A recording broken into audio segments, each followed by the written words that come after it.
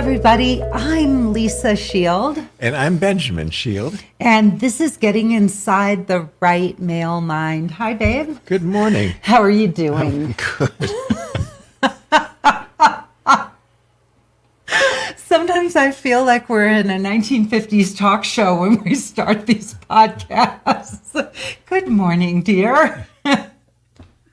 So I am so excited about today's topic. We are going to be talking about what makes a man want to commit. Right. Which I think is just probably the most important question of all, right? Like if you're thinking, baby, about dating and attracting a wonderful partner, that's a question every woman should be asking herself. Yeah. And, men want to commit, but they want to commit with the right person, with the right conditions. So, babe, what would be some things that a man would want from a woman in order to commit to her? I think a lot of men have been frightened with past relationships. They've been frightened that their life has become more narrow than more expansive. So if a man walks into a relationship and he feels that his life is going to be more expansive, even if it means that two people may be on different paths, right, but his life can be bigger because of the relationship. That is the main thing. Wow. And a man's biggest fear is giving up his personal freedom. Absolutely. Right? And a lot of men have equated, getting into a relationship or getting into marriage as a sacrifice. Babe, tell me about what personal freedom means to a man. Why is it so important? Well, it means that he can follow his dreams, so that if he has a dream of becoming something or accomplishing something, that there is someone behind him, or next to him, I should say, supporting him, rather than saying, you can't do that because, look at the reality of it, we can't afford it, we don't have time, all of those things. So where life just seems to become more and more and more narrow. And there's a lot of men who really do give up their dreams for women. Absolutely. Oh my God. Absolutely. And the women aren't happy. Like they're not even, I think a lot of times the men feel not only did they give up their dream, but also the woman isn't happy. He gave up his dream and it still didn't make her happy. Well, I think, two things happen. A man looks to a woman to be a teacher, and often a woman will give up her power in a relationship, and a man will come in and try to provide and all that, and he may make sacrifices of his dream, his ambitions, the things he wants to accomplish, and he won't be happy, but the woman who looks to him will feel that he's given up his drive, his power. And so there's not only resentment between the two of them that develops, but also personal, intrapersonal, resentment within each of the persons. Wow. When you say a man looks to a woman to be a teacher, tell me, what do you mean by that? Well, women have something that men don't have. And there is a certain power, and I'm not trying to dramatize it. What do women have that men don't have, honey? They have a certain wisdom. They have a certain connection to nature, the earth. They have a nurturing power. And it's things that men don't get from other men. All of these things are things that men can only get from another woman in a heterosexual relationship. And so often when two people get together, they give up these essential qualities that initially attracted each other. Wow. And are so much at the heart of a romantic relationship. I mean, keeping that alive, right? That beautiful masculine, feminine spark, because we come to you to be teachers to us as well. Right. And when we think, particularly in younger years, of what attracts a woman to a man, part of it is a man's drive, his ambitions, his dreams, a little bit of wildness, and that is unique to Men. to men.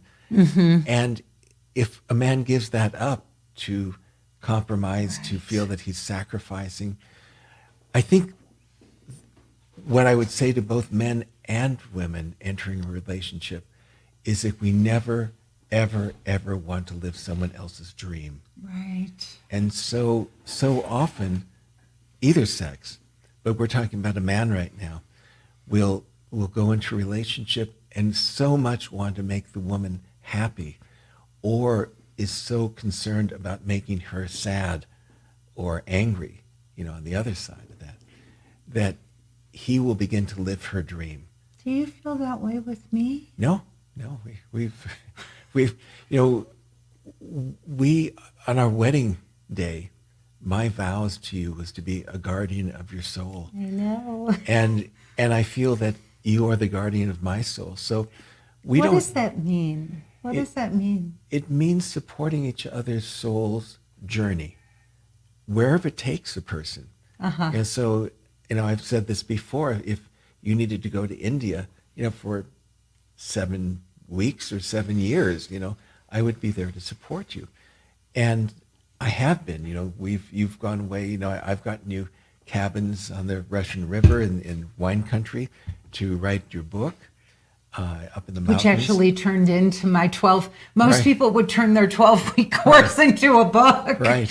I turned my book into a 12-week course. And you've always supported me in my Have I? teaching. I've sometimes been gone weeks at a time in Europe and throughout the States. And you So- felt supported. Absolutely. Good. And so we have that luxury. How did you feel supported? We have that luxury of Sorry, babe. of knowing that we don't have to grow together, entirely together. And by being supported, even if our dreams diverge, it actually brings us closer together with even greater intimacy, because we know that we're supporting each other and that we're being supported. Yeah. What do I do? For women listening, they want to know how, so they get that you need this, but it's also very important to understand how I do this in the relationship. What does it look like? Because how would a woman who wants to convey her support and in a guy's dreams and visions talk about what I would need to do to make you feel supported? Well, starting at the beginning of a year after we met, we got a house together, and it was a year before we got married. We just knew that we were going to be together, and without question. And I had been a bachelor for a lot of years, and really enjoyed my time, my space, and really didn't know what that would look like living full time with someone. So, in my profession, when we moved into the new house, you really envisioned a workspace for me. We turned the garage into this beautiful, beautiful, beautiful studio, gorgeous. And we put in a refrigerator, a microwave, cable TV. I forgot what else, to be kind of my man cave. Just with and you pick things out. And the fact that you did it, I didn't need it. Right. Within weeks, the microwave, the refrigerator, the cable TV, all that went out, because I knew that I could have it, and I didn't need the physical trappings to have it. And we could even have it in the same room, being intimate, and engaged, but doing our own thing. And so right at the beginning, I know that you would give me space. So I didn't need to grab it. I didn't need to prove myself. And I think a lot of men have affairs because they may feel trapped in a relationship, or resentful that their life has been limited. And so they'll seek out something in other ways Right. outside the primary relationship. Right.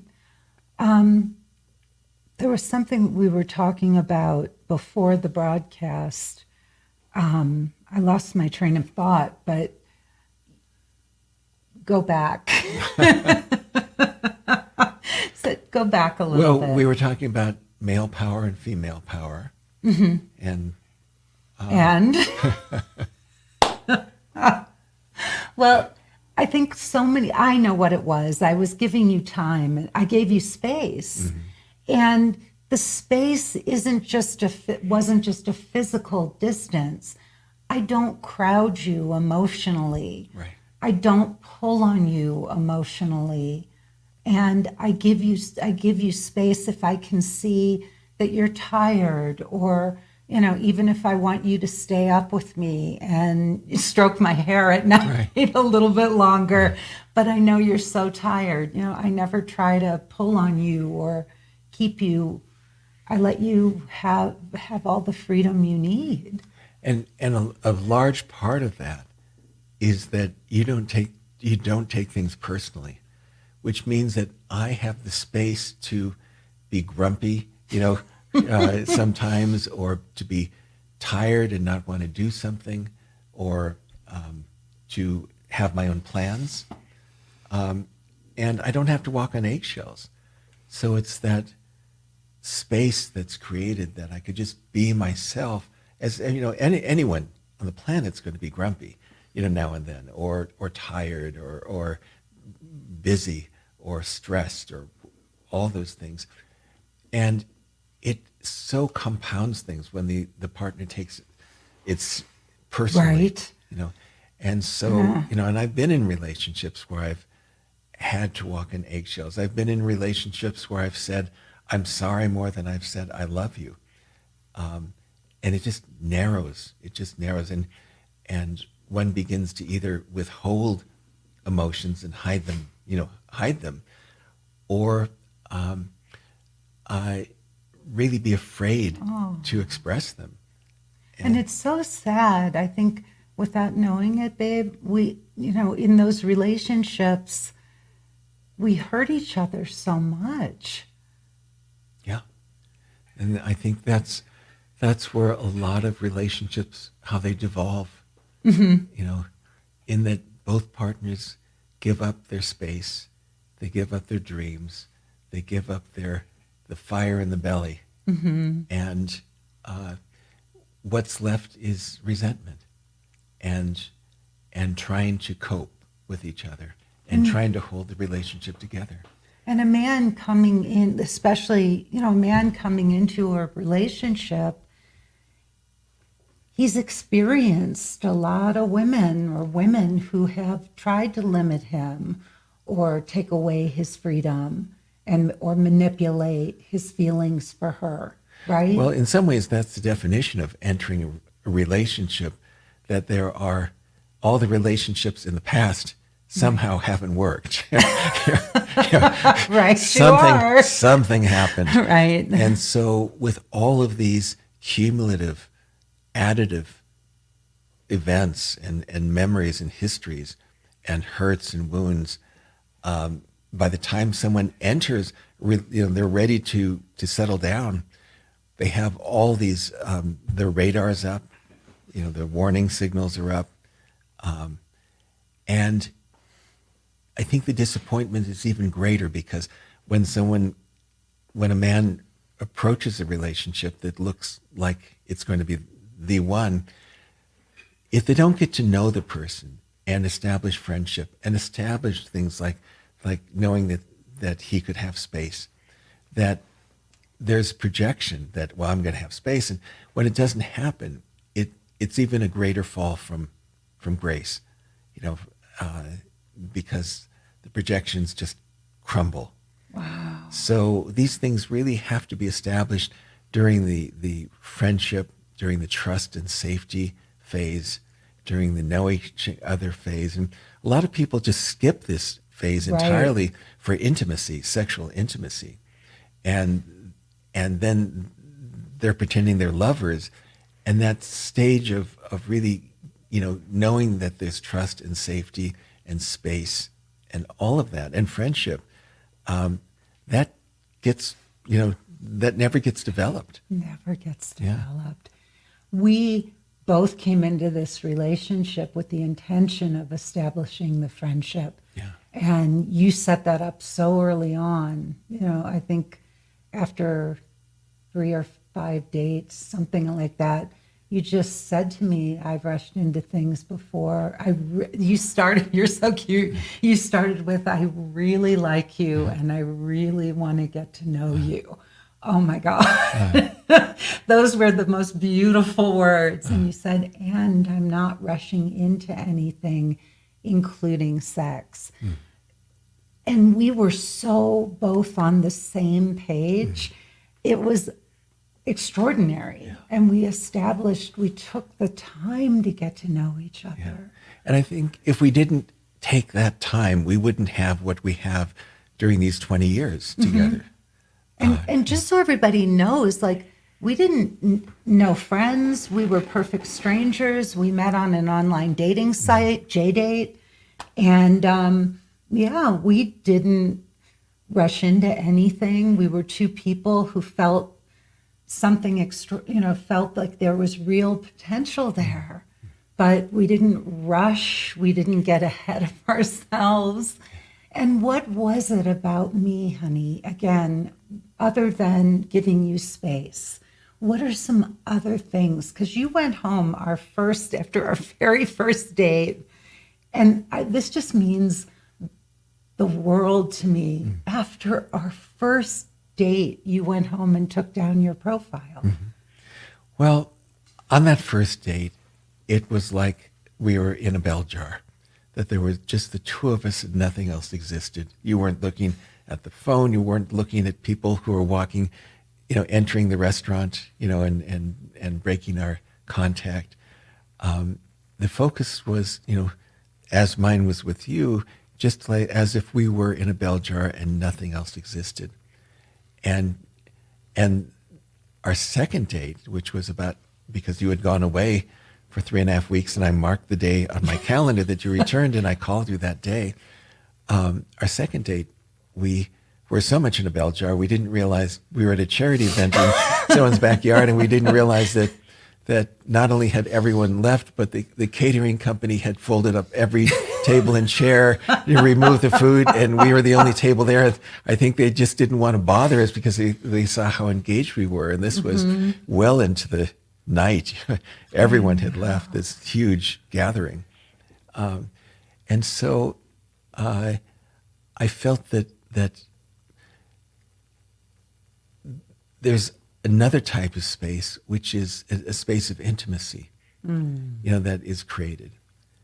And during that time, trust and safety and friendship and getting to know each other and humor and seriousness and all of that, gets laid down, and it's a foundation that everything is built on. Yeah, I'm just listening to you talk, and I'm thinking that this romance has been extraordinary, Right. magical, Right. magical, and not only has it not ended, but it's gotten better and better and better. Yeah. And part of that is our incredible gratitude for everything that we have, and the fact that we don't take things for granted and we continue to appreciate. I think that's another thing, just gratitude and appreciation. A woman who's grateful, right?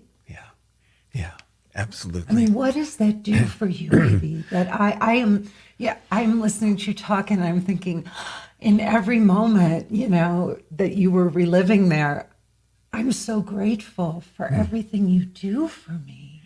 Well, it makes me feel, first it makes me feel great, but it also makes me feel more masculine, and I think one of the things that why a man wants to commit is that a woman makes him feel masculine, and he needs that. If there's one thing in a relationship, that he really needs is his masculinity mirrored back to him. And if he doesn't get it in the primary relationship, he'll get it in, outside, whether it's, just like having an affair or going to strip bars, where he's just pretending and doling out dollars, and someone pretending to mirror their masculinity back. But they need it that much that they're willing to really, do these goofy things, where they're just pretending. They're just handing out dollar bills or whatever and having it mirrored back in a pretend. Just pretend. And talk about this beautiful concept that you have of a woman mirroring a man's masculinity back to him. How would a woman do that? Just some examples. And why is that so important for a man? How does it make him feel when she does it? Well, it makes him feel like $1 million. It makes him feel like he's standing on a mountain. And it could be like, just saying, "You're my hero." Or even though she knows she could do something better, like plan a trip or something like that herself, that allowing him to do that,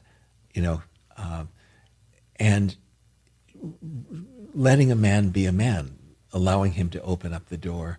And why is that so important, opening up a door? Well, a man wants to take care of a woman. Why? Because that's about being a man. That's the simple and the long answer. Wow. A man needs to be a man. And there are simple things, simple gestures that a man does. And also grand gestures as well. And I'm not saying that relationships aren't always without sacrifice, but the sacrifice is volitional. It's voluntary. It's like, I love you so much that I'm willing to do this for you. Consciously, both eyes wide open, both feet in, and rather than sacrifices being imposed on someone. Two very different things. Mm-hmm. Yeah. One is very emasculating when a man is just sacrificing and sacrificing. Yeah. Again, it's living someone else's dream.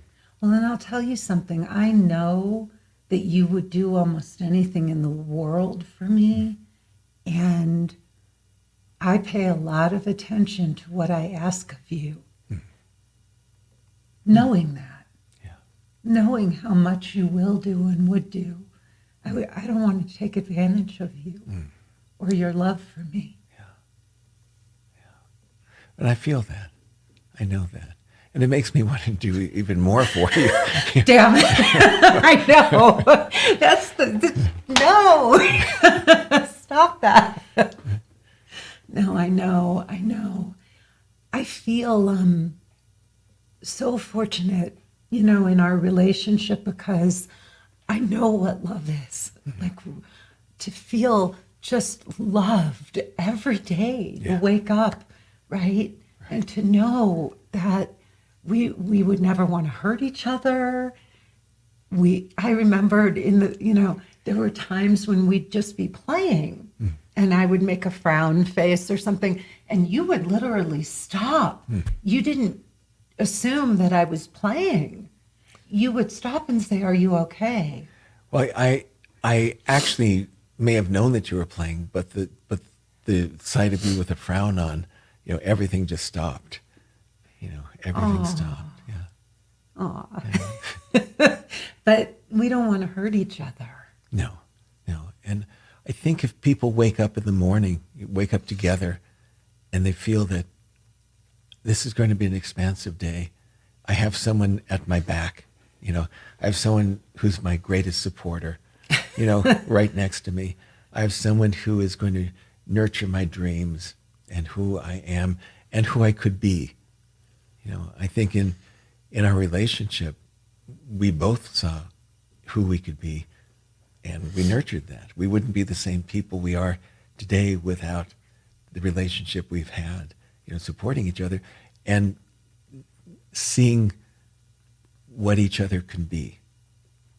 Well, and I think about like how much I support you in being you, and it looks different from how I think people would think. Like, I listen to what you say to me about who you are in the world, what matters to you, how you choose to run your practice, how you see yourself, how your self-image and all. And I know that's who you are, right? You've told me who you are and what matters to you. And then I make sure that I support and encourage that dream, how you see yourself. I put a positive reflection back. I don't try to tell you how you can make your business bigger or how you could do this thing or that thing at all. I mean, I just hear, I love who you see yourself as and all, and I just want to make you feel so good about the person, that you are in the world. Does that make sense? Yeah, absolutely. Absolutely. Yeah. Well, honey, it has been a joy. I love having these conversations with you because I learned so much, and I'm reminded so much of all the beautiful things that have happened in our relationship. And also, it just feels good. I don't know sometimes if we give the audience the most specific tips on how to do these things. One of the hard things, or one of the things I'm realizing about the work I do in Emotionally Naked Dating, for anybody who doesn't know, it is a 12-week program that Benjamin and I teach together. And if you want to learn about it, you can go to lisashield.com and you can click the link to watch the presentation. I know what I was going to say. I don't always give specific tips. My work is really about coming from the heart. And when you have true compassion, when you really are coming from love and compassion and kindness, and it's so genuine, there's no strategy for getting there. It has to be something that it's more spiritual and it's more internal, but there's no real step-by-step strategies. That's what my 12-week course is, opening up your heart and learning how to authentically love and attract a guardian of your soul. All right. Have a wonderful rest of your day. Thank you for tuning in, and we will catch you next time. I look forward to it. Bye-bye. Bye-bye.